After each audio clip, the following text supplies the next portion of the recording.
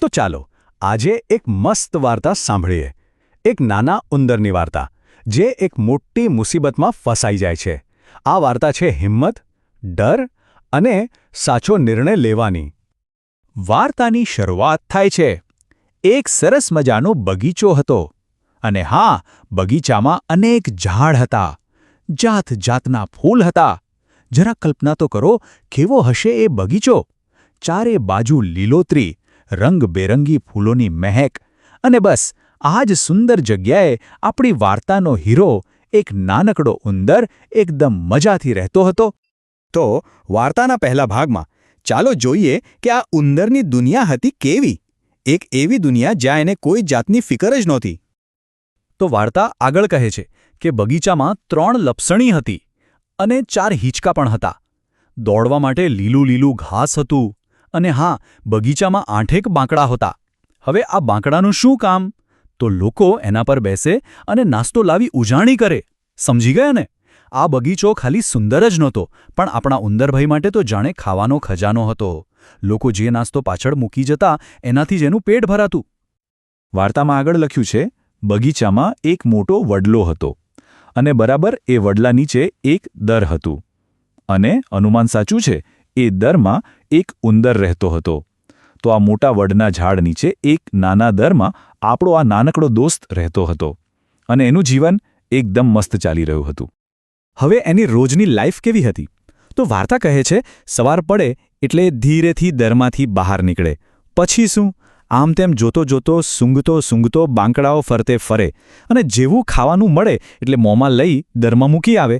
બસ આ જ એનો રોજનો ક્રમ હતો. સવારે ઉઠવાનું, દરમાંથી બહાર જવાનું અને બાંકડા પાસે પડેલો મસ્ત નાસ્તો શોધીને લઈ આવવાનું. અને એને ખાવામાં શું શું મળતું ખબર છે?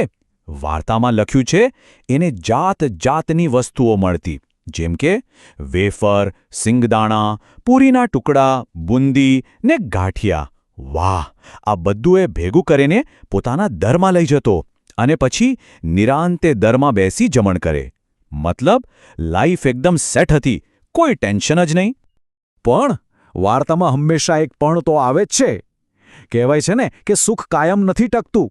અને બસ એક સવારે એક અજાણી ગંધે ઉંદરની આખી શાંત જિંદગીમાં ભૂકંપ લાવી દીધો.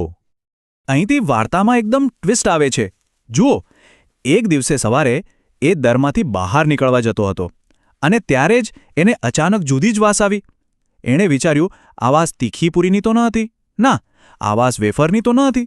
તો પછી આ ગંધ એના માટે સાવ નવી હતી અને આ કોઈ ખાવાની નહીં પણ ખતરાની ગંધ હતી. અને પછી એને ઝબકારો થયો. વાર્તામાં લખ્યું છે, હા, આ વાસ તો બિલ્લી માસીની છે. બસ એનો સૌથી મોટો દુશ્મન, એક શિકારી, એની એકદમ નજીક હતો. એના મનમાં તરત જ વિચાર આવ્યો, એ ચોક્કસ આસપાસ બેઠી છે અને શું કરતી હશે? એ ટાંપીને બેઠી હશે. હું ક્યારે બહાર નીકળું અને ક્યારે મને ખાઈ જાય? બસ હવે ઉંદર સમજી ગયો કે એ પોતાના જ ઘરમાં કેદ થઈ ગયો છે. જે બગીચો એના માટે જન્નત હતો એ જ હવે એના માટે શિકારનું મેદાન બની ગયો હતો. એના મોઢામાંથી બસ એક જ શબ્દ નીકળ્યો, બાપ રે! આખા શરીરમાં ડરની એક ઠંડી લહેર પસાર થઈ ગઈ. બધું સુખ ચેન પળભરમાં ગાયબ અને સામે હતો મોતનો ડર. ઉંદર વિચારવા લાગ્યો, હવે શું કરવું?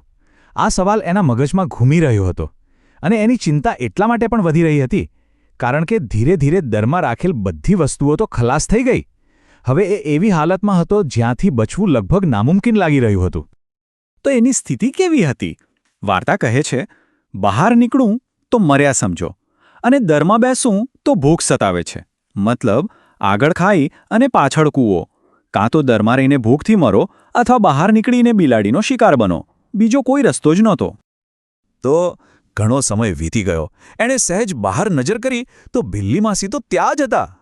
એના મનમાં વિચારોનું વાવાઝોડું ચાલતું હતું. એકવાર તો એને એકદમ જોશ આવી ગયો. એને વિચાર આવ્યો કે બહાર જઉં અને પાછળથી એ બિલ્લીની પૂંછ કરડી નાખું.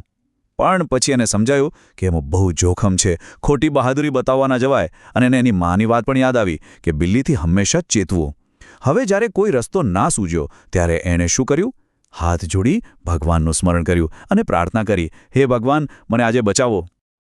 તો હવે વાર્તાના છેલ્લા ભાગ તરફ જઈએ. શું ઉંદરની પ્રાર્થના ભગવાન સાંભળશે? એને મદદ મળશે? અને મળશે તો ક્યાંથી? ચાલો જોઈએ. હવે વાર્તાનો કેમેરો બીજી જગ્યાએ જાય છે. આ તરફ મંદિરમાં રહેતા ઉંદરના મા બાપને ચિંતા થઈ. કેમ? કારણ કે 4 દિવસથી આ ભઈલો બહાર ગયો છે, પાછો આવ્યો નથી. એમના મનમાં ખરાબ વિચારો આવવા લાગ્યા. ક્યાંક ફસાયો છે અને બિલાડી ખાઈ ગઈ હશે. બસ માને અને બધાને ચિંતા થઈ. બિચારો ભૂખ્યો હશે. આ વિચારે એમને બેચેન કરી દીધા. એમ વિચારી એને માટે મંદિરના પેંડાનો પ્રસાદ લીધો અને પોતાના દીકરાને શોધવા માટે નીકળી પડ્યા. અને આ જ નિર્ણય એનું જીવન બચાવવાનો હતો. તેઓ શોધતા બગીચે આવ્યા અને ત્યાં પહોંચતા જ બગીચાના દર પાસે બિલાડી જોઈ. એ લોકો તરત સમજી ગયા કે એમનો દીકરો દરમાં ફસાયો છે. પણ એમણે બિલાડી સાથે લડાઈ ન કરી. એમણે બુદ્ધિ વાપરી. એના મોટા ભાઈએ પેંડાનો પ્રસાદ વેર્યો. હવે થયું એવું કે પેલી ભૂખી બિલાડીને ગંધ આવી અને એણે વિચાર્યું કે ઉંદર નહીં તો કાંઈ નહીં, પેંડા જ ખાઈ લઉં. એમણે બિલાડીની ભૂખનો જ ફાયદો ઉઠાયો. જેવી પેલી બિલાડી પેંડા ખાવા ગઈ અને એનું ધ્યાન ભટક્યું કે તરત જ ઉંદરોએ ચૂં કરીને પેલાને બોલાવ્યો અને એમની યોજના કામ કરી ગઈ. ઉંદર જેવો ભાઈઓને જોઈ એ તરફ ગયો. પછી એને લઈ બધા ભાગીને મંદિરે પહોંચ્યા અને આખરે આખો પરિવાર સહી સલામત મંદિરે પાછો પહોંચી ગયો. મંદિરમાં સુરક્ષિત પહોંચીને પેલા ઉંદરે એક ઊંડો શ્વાસ લીધો. એના મોઢામાંથી નીકળ્યું, આજે માંડ બચ્યો ભગવાન. એને ભગવાનનો ખૂબ આભાર માન્યો કે એ આટલી મોટી આફતમાંથી બચી ગયો. તો આખી વાર્તા આપણને એક સવાલ પર લાવીને મૂકી દે છે. બહાદુરી બતાવવી ક્યારે જોખમી બની શકે છે. આ વાર્તા એ જ શીખવે છે કે દરેક વખતે લડવું એ જ બહાદુરી નથી. ક્યારેક સાવચેત રહેવું અને સાચો સમય આવે તેની રાહ જોવી એ જ સૌથી મોટી હિંમત છે. આના પર વિચારવા જેવું છે, ખરું ને?